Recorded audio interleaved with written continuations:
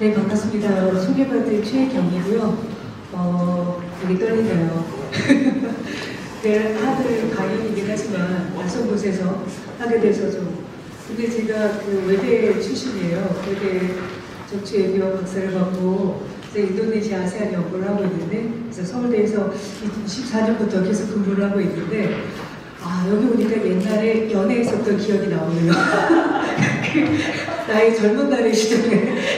그래서 마음이 이렇게 했는데도 얼굴이 낯선 표정이 네, 그랬던 아름다운 추억을 갖고 있던 이곳이라고요. 그래서 한 2006년부터 굉장히 여기서 강의를 했었던 기억도 있는데 뜻깊은 시간에 초대해 주셔서 너무 감사드리고요. 인도네시아 K 컨텐츠와 관련돼서 오늘 말씀을 드릴 건데, 혹시 인도네시아에 대해서 여기는 중동을 주로 하시니까 인도네시아에 대해서 들어보신 적은 있나요? 네, 인도네시아가 이 중동이라는 그 지역을 연구할 때 무슬림 국가 이런 표현 많이 쓰는데, 딱 떠오르면 인도네시아 떠오르잖아요. 지구상에 최대로 무슬림을 보유한 국가. 그렇기 때문에 어마어마한 시장적 가치가 있는 나라인 거잖아요. 그래서 지금 아까 김선 교수님 얘기한 것처럼 19억 명이라고 했을 때 인도네시아 인구는 2억 7천만 명이거든요. 세계 4위 인구 대국이고, 거기에 한 85%가 이슬람을 믿고 있는 무슬림이에요. 그렇기 때문에 사실은 이제 아까 글로벌 이슬람이 인디케이터, 그러니까 글로벌 이슬람 경제의 흐름에 있어서 중동과 동남아는 굉장히 중요한 관찰의 대상이고, 동남아에서 가장 이슬람 경제를 활성화시킨 나라가 말레이시아라면 거기 60년대부터 시작을 했으니까요. 인도네시아는 최근의 변화라고 보시면 돼요.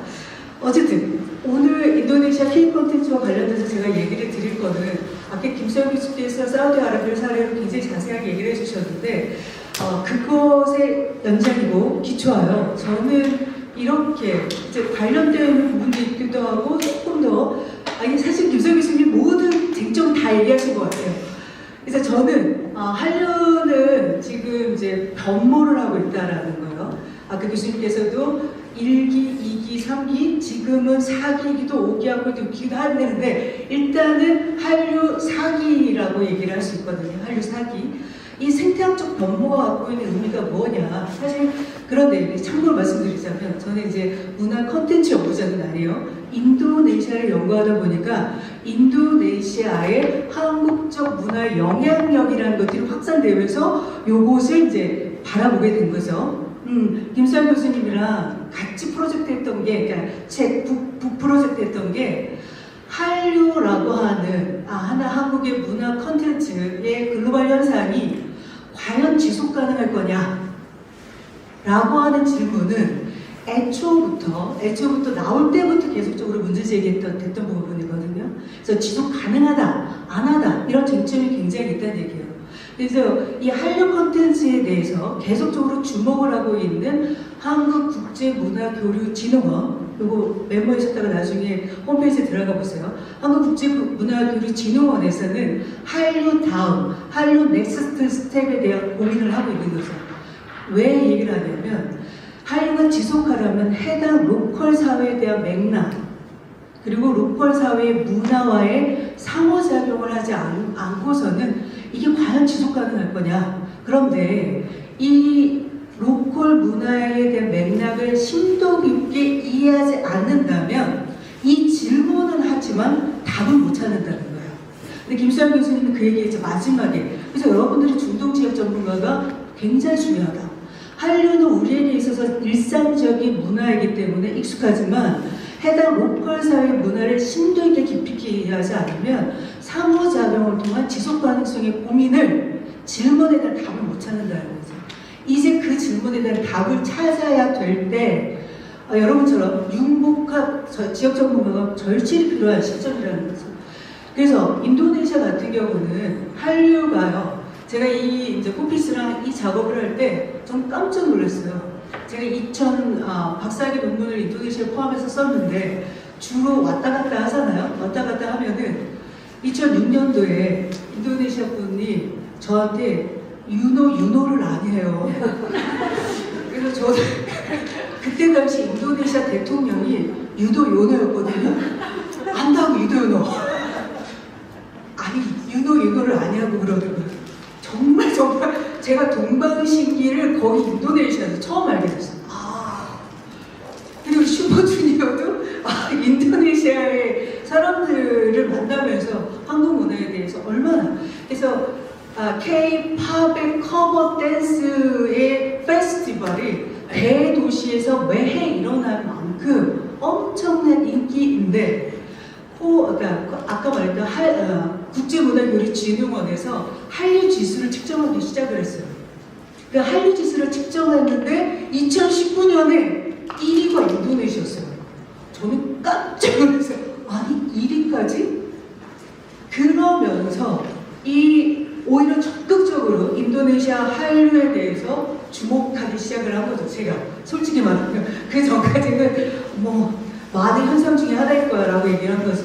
근데 왜 인도네시아가 한류가 이렇게 인기가 있을까라는 그 질문에 대한 답은 우리가 얼만큼 잘해서라기보다는 해당 로컬의 인도네시아 사회가 어떠한 사회문화적 백그라운드를 갖고 있느냐, 지금 사회문화적 정책을 무엇을 쓰고 있느냐, 그게 우리랑 어떠한 상호작용을 하고 있느냐, 이거를 정확하게 알아야 그 다음 단계, 정확하게 한국과 인도네시아 문화교류, 컨텐츠 산업교류를 하게 돼요.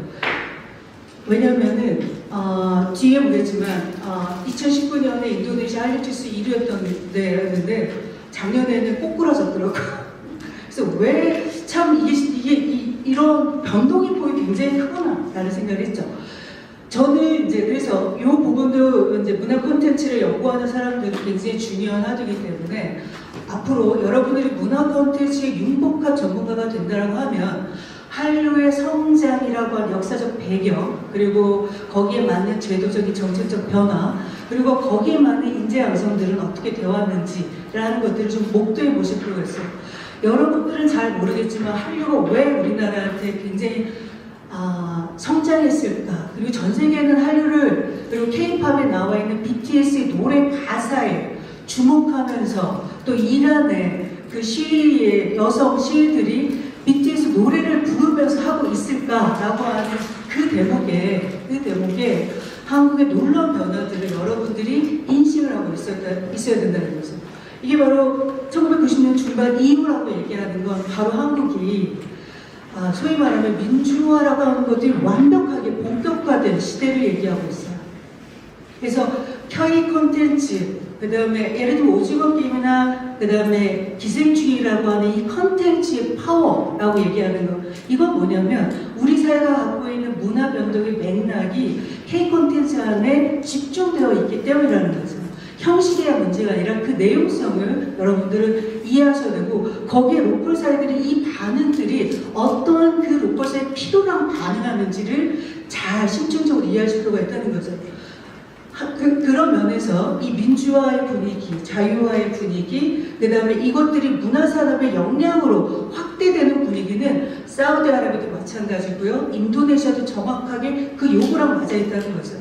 이게 아까 영 제너레이션과 그 다음에 여성들의 요구하고도 절묘하게 컨텐츠적으로 맨날 같이 하고 있다는 거죠.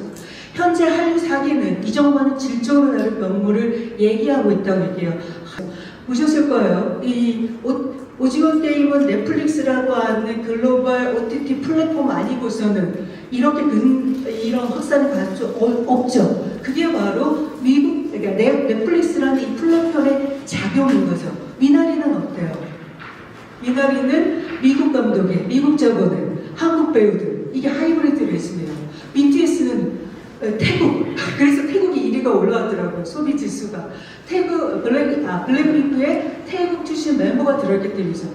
그러면 과연 코리안 콘텐츠는 뭘 의미하느냐? 이것도 글로벌 현상의 변화 속에 있다. 그래서 여러분들이 내가 어느 고정되어서 있지 않는 융복합이라는 사고가 한류 콘텐츠의 제4기와 제일 잘 맞물린다는 거죠. 근데 여기서 굉장히 혼돈해서 나는데, 이게 그냥 대충 섞는다고 나오는 것이 아니라 제 요소들이 정확하게 의미가 엮여질 때 융복합의 결과물들이 좋은 거잖아요. 여러분들 굉장히 수업을 들으면서 내가 융복합인데 뭘 제대로 융복하고 하고 있는가 이런 고민이 굉장히 많이 드실 거예요. 그런 면에서는 하나하나의 그 내용을 정확하게 이해를 해서 융합시키는 훈련들을 계속 하실 필요가 있어요. 어쨌든 저는 한류 사기에 이 맞는 시대적인 변화가 한국의 경제적, 사회문화적, 정치적인 맥락과 연관이 있다라는 얘기를 드리고요. 여기 포피스에서 아까 말했던 국제문화교류지구원이라고 얘기했죠. 여기 한번 들어가 보시면은 한류 콘텐츠에 대해서는 글로벌 현상을 제대로 잘 분석하고 있는 것인데 한류 지수라고 하는 개념을 설정을 했어요. 현황 지수, 인기도, 그 다음에 한류 지수 성장도를 구별을 했거든요. 그래서 X축, Y축을 해갖고서는 이 나라들을 구별했는데 제가 이 시점에서 봤거든요. 인도네시아, 베트남이 저 1위군에 해당되는 거고요. 그 다음에 그 다음 연도에도 1위군으로 있었는데 작년에 보니까는 이 X축에 즉 성장군에서 고성장군에서 중성장군으로 확 떨어졌더라고요. 마이너스 6.2% 감소. 과연 무엇 때문이었을까? 사실은 이게 아주 우발적 요소가 이런 결과를 나올 수도 있다는 거예요. 여러분 배드민턴 드라마 기억하세요?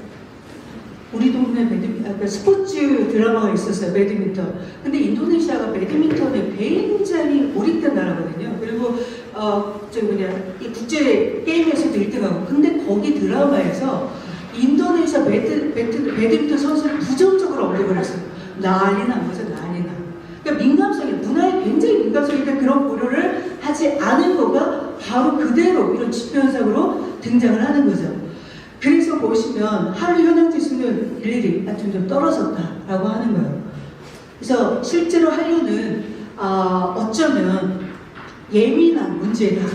예민한. 그리고 과연 이것이 지속 가능하기 위해서는 어떻게 해야 되느냐라고 하는 고민들을 만약에 문화 콘텐츠 산업 영역에 있는 사람들이라면 끊임없이 고민을 해야 되는 거죠.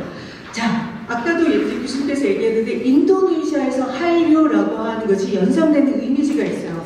K-pop, 한류 스타, 드라마, 한식, IT 제품, 브랜드스. 이거는 다른 나라에 비해서 인도네시아는 음악, K-팝이 1위의 한류 지수를 나타나고 있다라고 얘기하는 거거든요. 근데 인도네시아 입장에서 보면 이거는 이상한 현상이 아니에요. 왜냐? 인도네시아는요 엄청나게 음악적으로 강한 국가예요. 네. 인도네시아 파퓰러송, 인도네시아 재즈 페스티벌, 인도네시아 낭둔, 로컬이 갖고 있는 음악 시장이 어마어마하다는 거예요. 거기는 인도 음악, 그 다음에 서양 음악, 그 다음에 미국 팝송 다 넓어요. 그 중에서도 자기랑 잘 맞는 K-팝이라고 하는 것들이 그 로컬의 맥락하고 굉장히 맞아 있다는 거죠.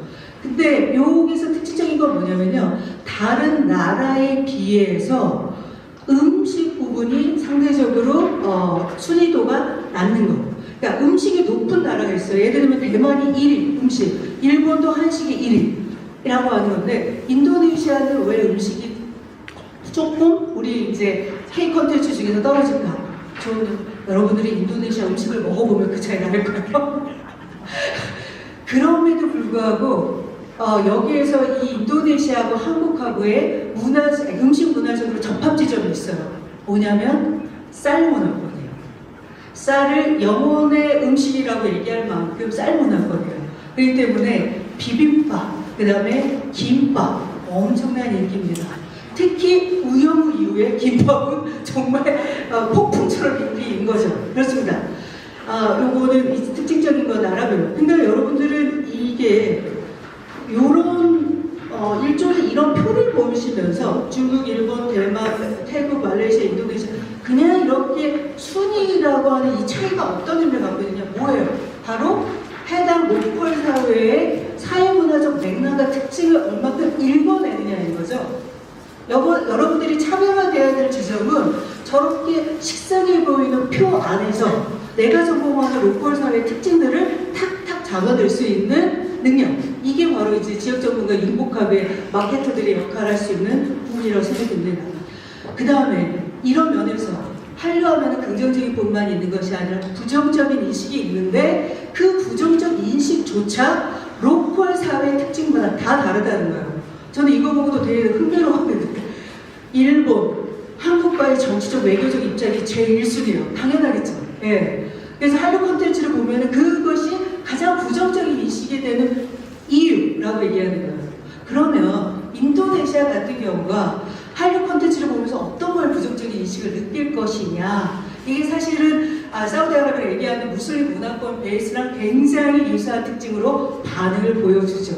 예. 그게 바로 매우 자극적이고 선정적이다라고 하는 이 부분이 한류 콘텐츠를 보면서 무슬림인들이 느껴지는 부담감이라고 하는 부분인 거죠. 그렇기 때문에 이 부분들을 잘 이해해서 한류 콘텐츠를 그 무슬림 사회라고 하면 다른 맥락에서 어떻게 접근할 것인가를 당연히 고민할 필요가 있는 거죠. 뒤에서도 얘기를 다시 하겠지만 할랄 패션은 다른 표현으로 얘기하면 마디스트 패션이에요. 정숙한 패션이거든요. 저는 이 할랄 패션이 마디스트 패션이라는 개념을 이해하면서 정말 사람들이 옷 입는데 옷을 다시 보기 시작했어요. 그러면서 우리나라 드라마에서 저거 마디스트한 패션인데 잘 먹히겠다 싶은 느낌이 딱 들더라고요. 우영우 변호사의 의상이 어떻든가요? 되게 마디스트하죠? 저는 그것도 굉장히 적합하지 않을까라는 생각이 들었어요. 그러니까 그런 면에서 이 첫 번째, 지나치게 자극적이고 선정적이다라고 하는 것이 사실 저 어렸을 때 미국 드라마 보면서 너무 자극적이고 선정적인 장면들이 많아서 어렸을 때 혼돈됐던 것도 기억이 납니다. 예. 그러니까 그러면서 근데 자기 색깔로 전화되는데 어쨌든 접근하는 데 있어서는 고려를 해야 됩니다. 두 번째는 저는 이 부분 굉장히 중요해요. 지나치게 상업적이다. 그리고 K 콘텐츠는 이미 시장에서 마케팅으로 나가기 때문에 상업적일 수밖에 없어요. 하지만 그들에게 기대하는 방식은 굉장히 다른 거예요. 여러분들이 알다시피 무슬림 사회는 종교 공동체 사회잖아요. 즉 종교가 굉장히 기반을 하고 있는 하나의 삶을 구성하는 일상적으로 하는 공동체, 커뮤니티. 이 커뮤니티에서 누가 낙오가 됐거나 가난하거나 불쌍하거나 이런 부분들이 공동체 안에서 책임되어지는 그 연대감, 그 다음에 조화, 도와주는 거. 인도네시아 말로 유명한 말이 있어요. 꼭 오늘 돌아가기 전에 꼭 외워요. 인도네시아의 상부상조라고 하는 말, 서로 돕고 서로 도와준다라는 말이 고통로용이에요. 고통로용. 아마 토착 사회에서 무슬림 베이스의 어떤 나라든 간에 서로 연대하고 도와준다라고 하는 개념들이 분명히 있을 텐데 그게 강한 사회가